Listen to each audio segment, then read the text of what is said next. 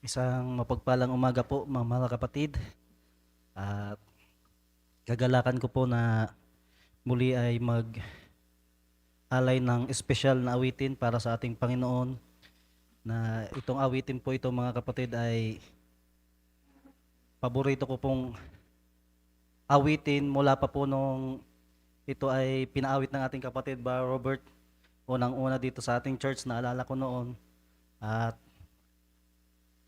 sa marami ng mga panahon na pagbubulay-bulay, pagsosolo sa Panginoon ay naging paborito ko tong awitin sa Kanya. Pag tumataas akong solo dito sa church, tapos nagpa-practice, minsan ay hindi ito nawawala sa mga nila-line up ko na aawitin sa Panginoon.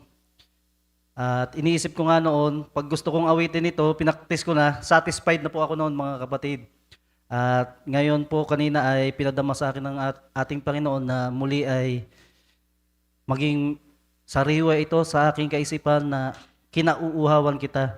Sabi po ng ating propeta Barbanham ay meron raw dalawang klase raw po ng thirst ng pagkauhaw mga kapatid. Ito po ay natural at spiritual. At natural na po raw po sa atin mga kapatid na tayo po ay mauhaw sa maraming mga bagay. Pero yung mauhaw po sa salita ng Diyos sa ating Panginoon, ito po ay mangilan-ngilan na pinili ng Diyos na magkaroon ng ganitong thirst po mga kapatid.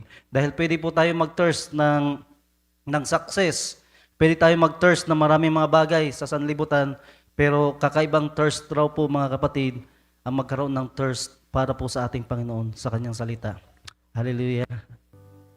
Hindi ko po alam kung ano yung nginig ko, yung sa kabo po ba o sa lamig.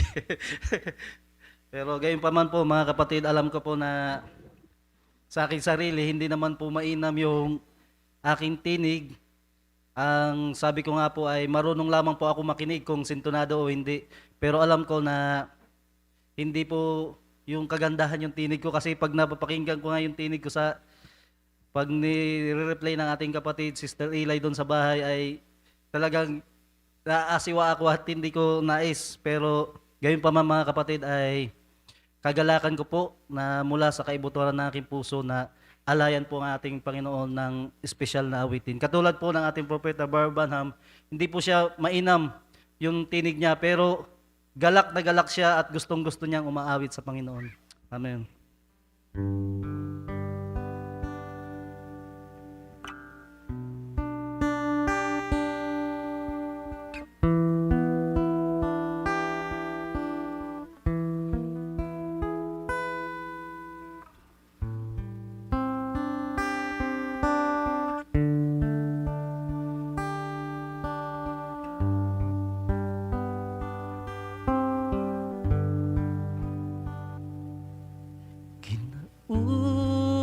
Kinauuhawan kita, aking Panginoon.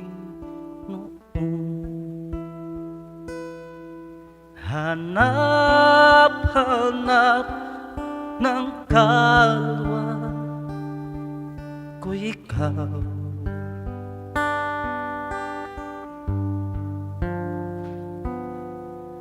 Damdamin may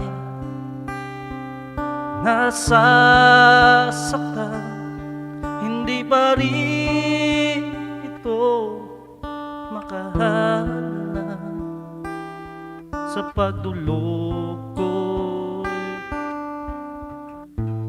may kagalakan.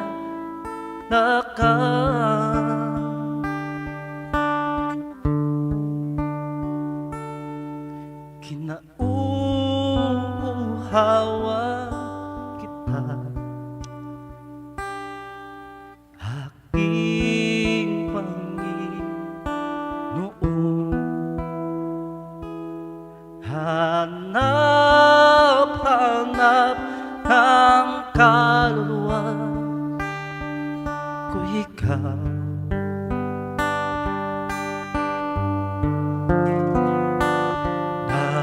Damdamin may nasasaktan, hindi pa rin ito makahanap sa pagdulog ko, may kagalakan.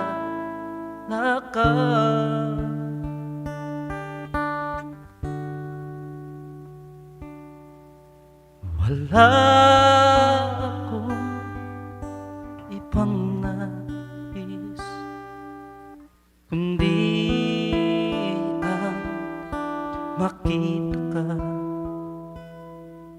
Kalwalhatian mo'y maranasan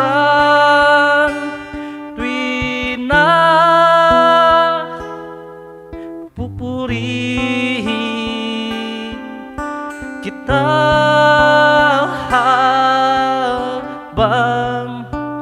nabubuhay.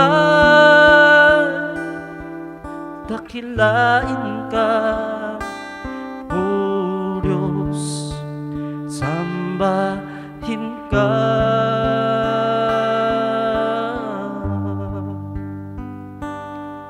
Kinauuhawan kita, aking Panginoon. Hanap-hanap ng kalwa ko ikaw.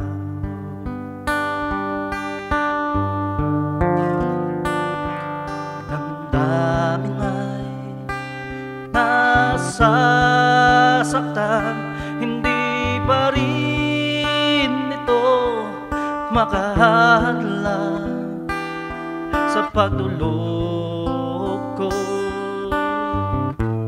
May kagalakan.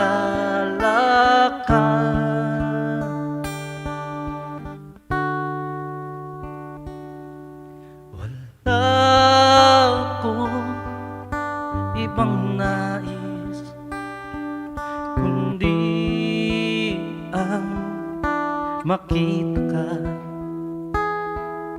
Kalwalhatian mo'y maranasan tuwi na pupurihin kita habang nabubuhay.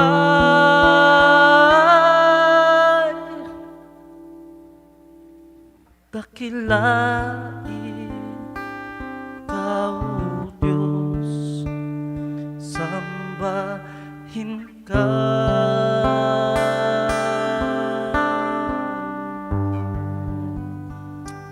Amen. Hallelujah. Sa Diyos lamang po ang lahat ng kapurihan.